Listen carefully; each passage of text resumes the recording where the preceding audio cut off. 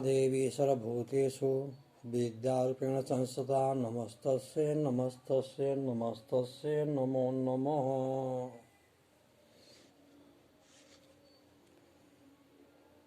मैं डॉक्टर चंदन तिवारी, जूठालाल संस्कृत महाविद्यालय मझौलिया, पश्चिम चंपारण, आज ऑनलाइन क्लास के माध्यम से मैं पुनः अभिज्ञान शाकुंतलम नाटक शास्त्रीय प्रतिष्ठा साहित्य प्रथम खंड के छात्रों को कुछ आवश्यक महत्वपूर्ण श्लोकों एवं कुछ वस्तुनिष्ठ प्रश्नों को पुनः बताना चाहूँगा, जो परीक्षाओं में प्रायः अनुवाद एवं व्याख्या के लिए पूछे जाते हैं। यह सर्वविदित है कि ये अनुवादात्मक श्लोक जो अनुवाद के लिए पूछे जाते हैं संस्कृत से हिंदी में, या जो व्याख्यात्मक श्लोक होते हैं, उनमें छात्रों के कल्याणार्थ अच्छे अंकों की प्राप्ति होती है। चूँकि हमारे विश्वविद्यालय के दिशा निर्देश से शास्त्रीय प्रथम खंड के छात्रों के लिए अभिज्ञान शाकुंतलम नाटक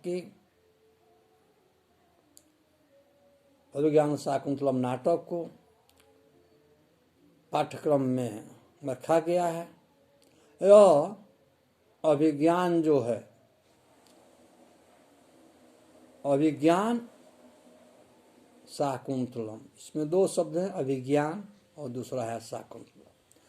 अभिज्ञान का अर्थ होता है पहचान, अर्थात शाकुंतला का पहचान जो होता है उसे अंगूठी के द्वारा दुष्यंत के राज दरबार में, इसीलिए इसे नाटक का नाम अभिज्ञान शाकुंतलम रखा गया है कि यो अभिज्ञान है, वह पहचान है, आधार कार्ड है, आइडेंटिटी कार्ड है। और आइडेंटिटी कार्ड क्या है, वो आधार क्या है, तो दुष्यंत द्वारा दी गई अंगूठी, उसी अंगूठी के द्वारा शकुंतला को दुष्यंत पुनः सपावसान के पश्चात पहचानते हैं, स्वीकारते हैं। इसीलिए इस नाटक का नाम अभिज्ञान शाकुंतलम रखा गया है। कि नाटकों में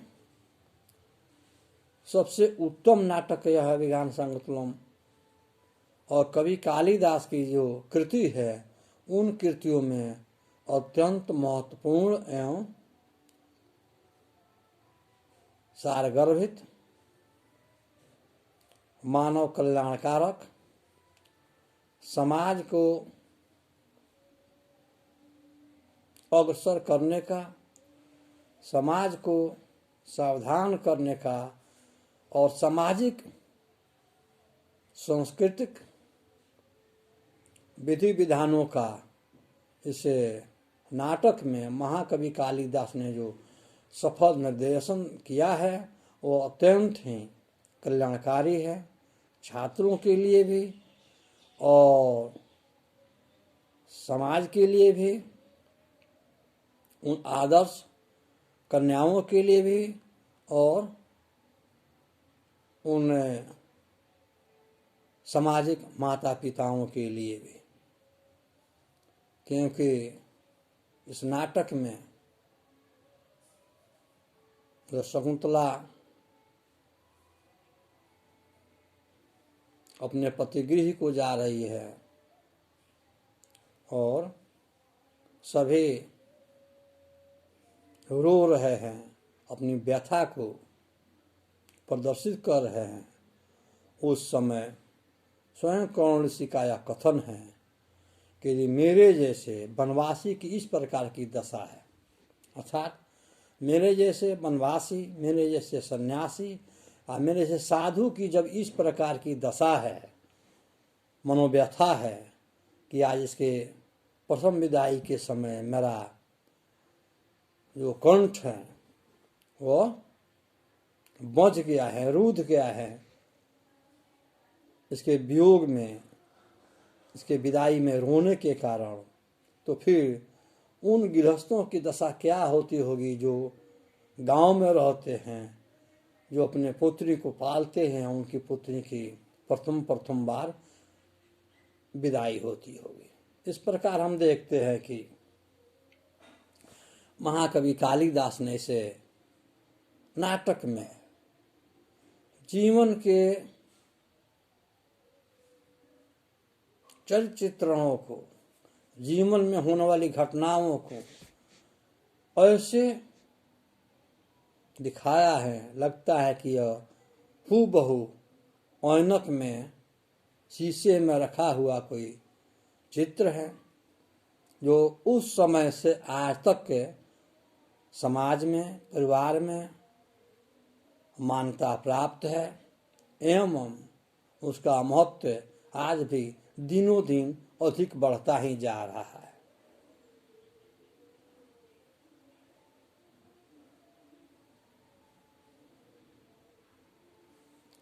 डॉक्टर भोला व्यास और बासपति गैरोला के कथनानुसार उनका तर्क है, जिस तरह इसे भारत भूमि से गंगा प्रवाहित होती रहती है, जिस प्रकार आकाश और चंद्र, आकाश में सूर्य और चंद्र दिव्यमान हो रहे हैं, और तब तक यह अभिज्ञान शाकुंतलम समाज में आदर और मान्यता के अनुरूप फलता फूलता रहेगा, इसका मंचन होता रहेगा और लोग इसे सदैव याद करते रहेंगे।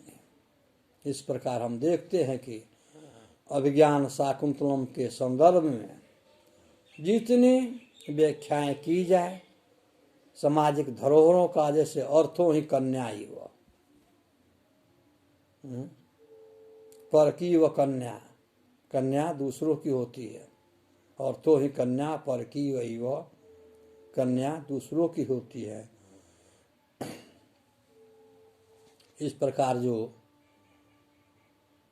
महाकवि कालिदास ने इस नाटक में जो अपने आंतरिक भावों को लाकर प्रस्तुत किया है, वो बहुत ही सारगर्भित है। इसका महत्व बहुत अधिक है और मानव से, उसमें भी सहृदय मानव से इसका बहुत गहरा संबंध है। अतः आज मैं जो शीर्षक रखा हूँ वो है अभिज्ञान शाकुंतलम के कुछ महत्वपूर्ण श्लोक प्रथम अंक से। जैसा कि कल की कक्षाओं में मैंने प्रथम अंक के ही 2-4 श्लोकों को व्याख्या किया था, ठीक उसी प्रकार आज भी मैं इसे महत्वपूर्ण नाटक के कुछ श्लोकों को आप छात्रों के समक्ष प्रस्तुत करना चाहूँगा, जो अत्यंत ही कल्याणकारी एवं परीक्षोपयोगी है और ये श्लोक महत्वपूर्ण है। आज हम देखते हैं, जैसा कि एक प्रथम अंक का एक श्लोक है,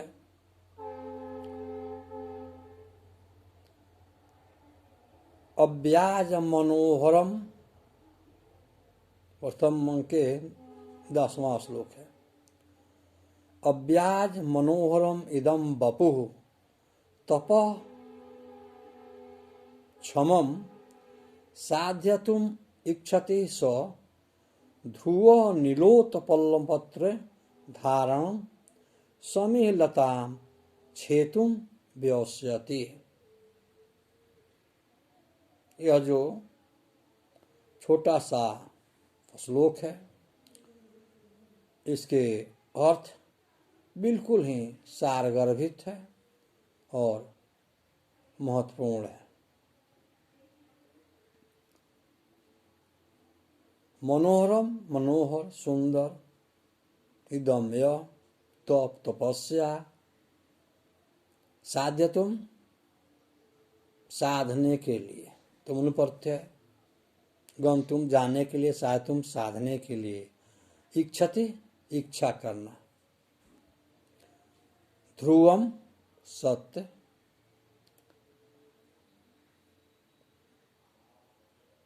नीलोत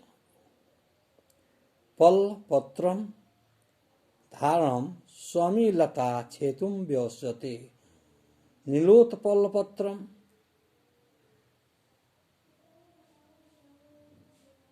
कमल के पत्ते, नील कमल के पत्ते।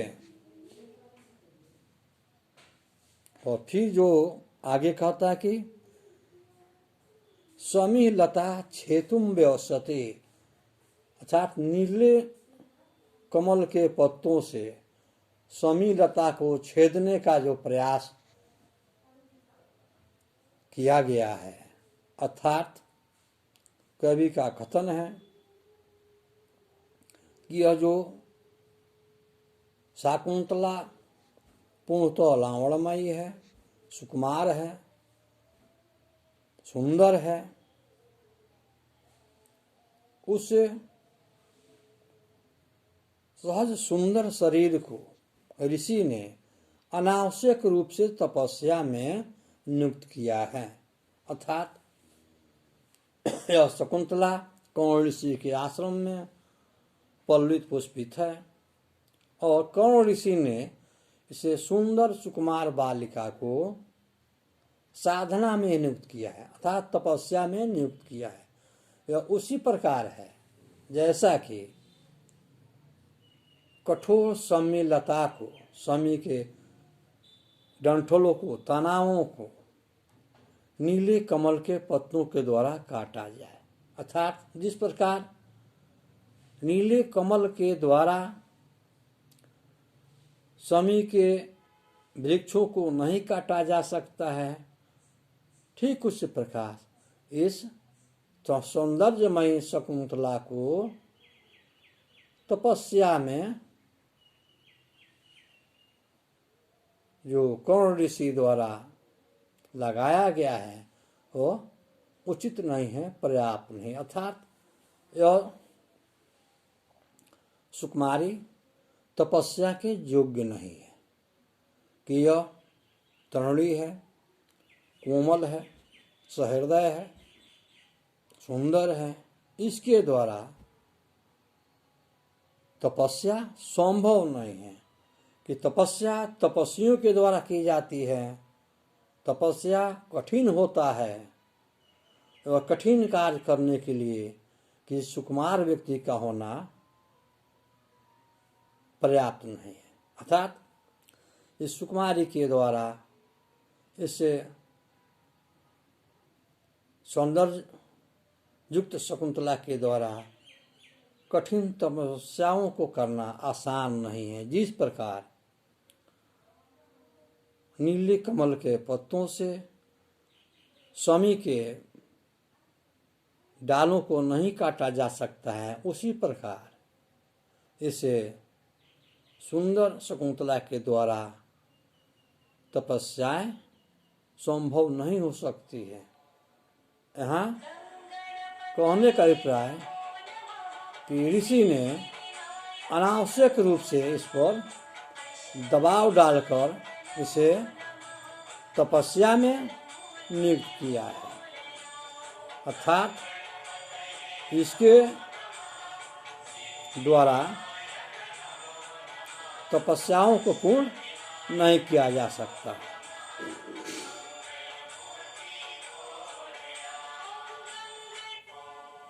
ठीक उसी प्रकार ये जो दूसरा श्लोक है वो है शैवलेनम अनुविद्धम अपि शैवलेनम अनुविद्धम अपि सरसिजम रम्य मलिनम लक्ष्मः अपि हिमांशो लक्ष्मी तनोति बलकलेनम अपि इदं तन्वे अधिक मनोज्ञाम मधुराराम आवृतान किमिव हि मंडनम सेवलेनम अनुविदम अपि सरसिजम रम्य मलिनम लक्ष्म अपि हिमांशो लक्ष्मी तनोति बलकेन आपि इदं तन्वे अधिक मनोज्ञाम मधुराराम आकृतिनम किमिव हीनम मंडनम। इस श्लोक का भाव यह है कि शिवार से शैवलेन अनुविद्धम अपि सरसिजम रम्य, अर्थात सवाल से आच्छादित हुआ, सवाल से घिरा हुआ भी जो कमल है वो शोभा को प्राप्त करता है। अर्थात कमल शैवाल से ढकने के पश्चात भी शैवाल के मध्य में जो कमल है वो शोभा को प्राप्त करता है शैवाल से ढके होने पर भी। जैसा कि चंद्रमा पर काला धब्बा होने के पश्चात भी चंद्रमा दिव्यमान होता है, लोगों को प्रकाशित करता है, ठीक उसी प्रकार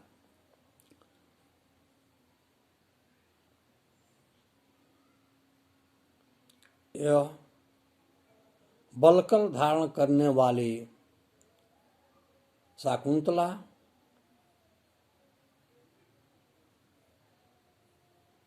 अधिक सुंदर लग रही है, क्योंकि इसकी आकृति जो है, इसकी जो प्रकृति है, इसकी जो बनावट है वो सौंदर्य युक्त है। अर्थात यह शकुंतला स्वभाव से ही, प्रकृति से ही सुंदर है। अर्थात यह शकुंतला सुंदर होने के कारण बलकल में भी सुशोभित हो रही है। जैसा कि चंद्रमा काले धब्बों से आच्छादित होने के बाद भी अपने सौंदर्य को बढ़ाता है, प्रकाशित करता है। जैसा कि शैवाल से घिरे होने के पश्चात भी कमल सुशोभित होता है, अर्थात जो कमल जल में रहता है, जल से पांख से उसका जन्म होता है, वो शैवालों से घिरा रहता है और शैवालों से घिरा होने के पश्चात भी वो कमल सुशोभित होता रहता है। जैसा कि काले धब्बों से आच्छादित होने के पश्चात चांद भी सुशोभित होता है। अर्थात चंद्रमा पर काले धब्बा आच्छादित रहते हैं, उसके बाद भी चंद्रमा अपने चांदनी को बिखेरता रहता है, उसकी चमक उतनी ही अधिक रहती है जितनी कि शैवाल से ढके होने के पश्चात भी कमल सुंदर लगता है। ठीक उसी प्रकार तो इस श्लोक का अग्र भाग के पश्चात जो भाग है उसका अभिप्राय है कि यह शकुंतला वल्कल वस्त्र में भी उसी प्रकार सुशोभित हो रही है जैसा कि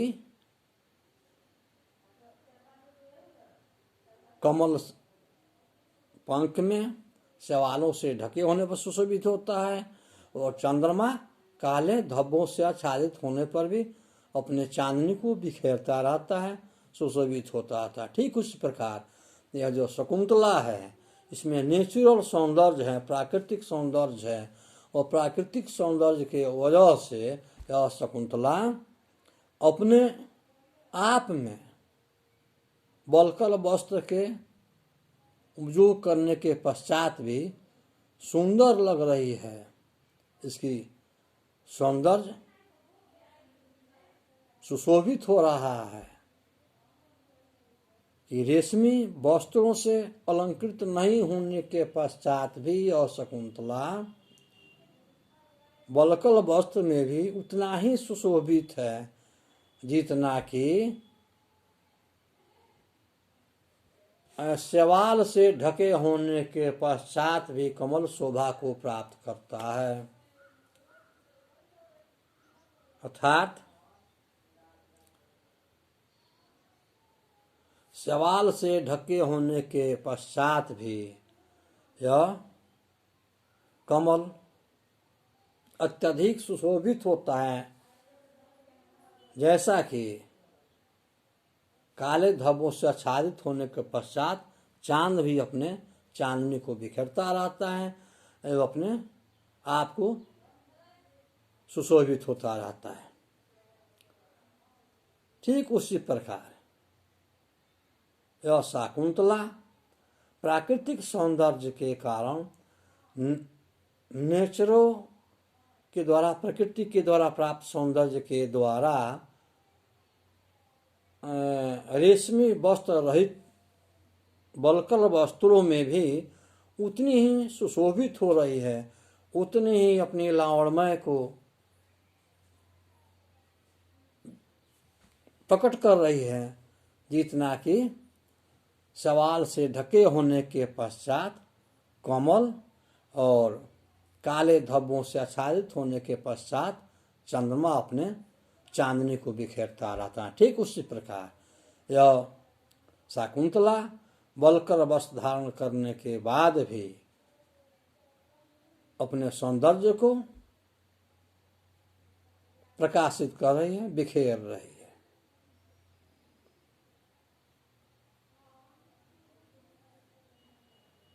इस प्रकार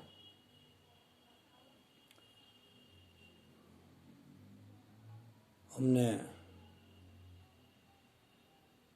इस अभिज्ञान शाकुंतलम के प्रथम अंक में जो इन श्लोकों को देखा, ये प्राय श्लोक परीक्षाओं में पूछे जाते हैं। कल भी मैंने जो श्लोक बताया था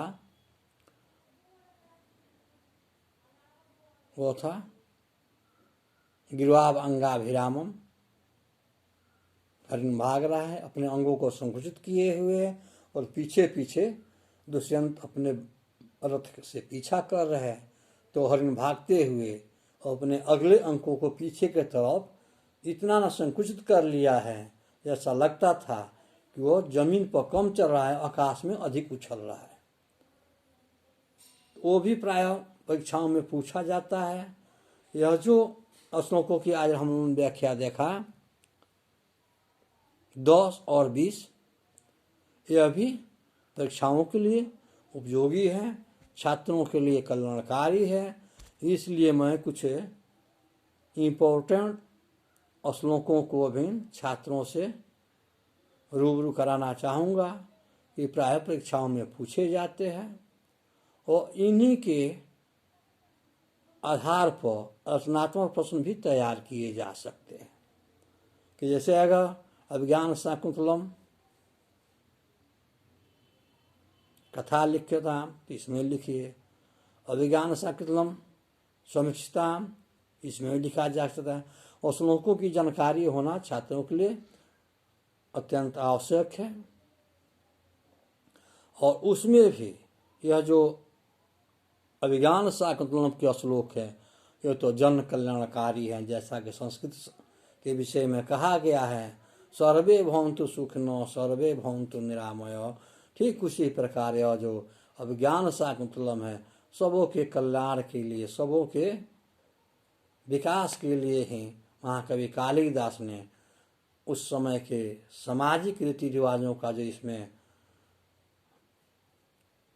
उल्लेख किया है वो अत्यंत ही हृदय ग्राह्य है। और यह नाटक प्राय सभी को एक दो बार अवश्य रूप से, निश्चित रूप से ही पढ़ना चाहिए। इसमें कालिदास ने अपने हृदय की सारी परिकल्पनाओं को व्यक्त किया है, और यहाँ बच गया है वो मेघदूत में उन्होंने पूर्ण कर लिया है। इसलिए यह महाकवि कुलगुरु कालिदास की अमर कृति है। ऐसे हम लोगों को निश्चित रूप से पठन पाठन करना चाहिए। जयतु संस्कृतम जयतु भारतम। अगली कक्षाओं में मैं पुनः इस पर विचार करूँगा और कुछ और श्लोकों को मैं छात्रों के समझ रखने का प्रयास करूँगा। जयतु संस्कृतम जयतु भारतम।